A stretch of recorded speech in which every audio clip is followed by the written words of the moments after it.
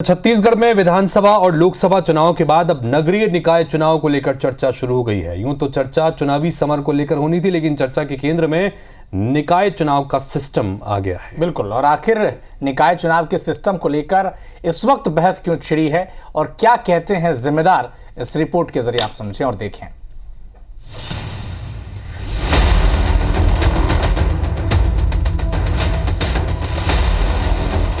छत्तीसगढ़ में राज्य गठन के बाद से शहर सरकार का चुनाव प्रत्यक्ष प्रणाली से होता रहा है, यानी मतदाता महापौर और पार्षद दोनों का चुनाव करते रहे। कांग्रेस सरकार बनने के बाद 2019 में प्रक्रिया में बदलाव किया गया। जनता पार्षद महापौरों और अध्यक्षों का चुनाव करने लगे।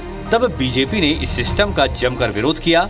आरोप था कि कांग्रेस सरकार ने जनता से एक वोट का अधिकार छीन लिया है। लेकिन अब छत्तीसगढ़ में हालात बदले हैं। सत्ता की कमान बीजेपी के पास है, कांग्रेस विपक्ष में है, लेकिन शहर सरकार चुनने के सिस्टम को लेकर सस्पेंस अब भी बरकरार है। बीजेपी के भीतर खाने में इस बात की चर्चा है कि सिस्टम बदला जाए या नहीं। दरअसल सियासी रणनीतिकारों का मानना है कि अप्रत्यक्ष प्रणाली से होने वाले चुनावों में सभी निगमों में सत्ता पक्ष की जीत की गुंजाइश अधिक होती है, जबकि कई बार प्रत्यक्ष चुनाव में प्रत्याशी के चेहरे के आधार पर हार का भी सामना करना पड़ता है। यही नहीं, अप्रत्यक्ष प्रणाली से होने वाले चुनाव में मेयर बनने के लिए बड़ी संख्या में नेता पार्षद का चुनाव लड़ते हैं। इस तरह पार्टी के 2,500 से 3,000 नेताओं को अवसर भी मिल जाता है।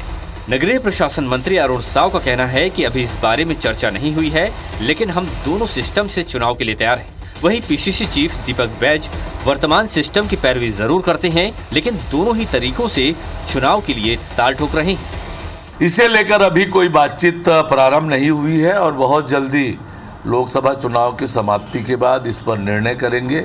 सभी एंगल पर विचार करके इस पर निर्णय लेंगे और निश्चित रूप से सरकार नगरीय निकाय चुनाव के लिए तैयार है। हम लोग तो नगरीय निकाय के लिए पूरी तरह से कांग्रेस पार्टी तैयार है।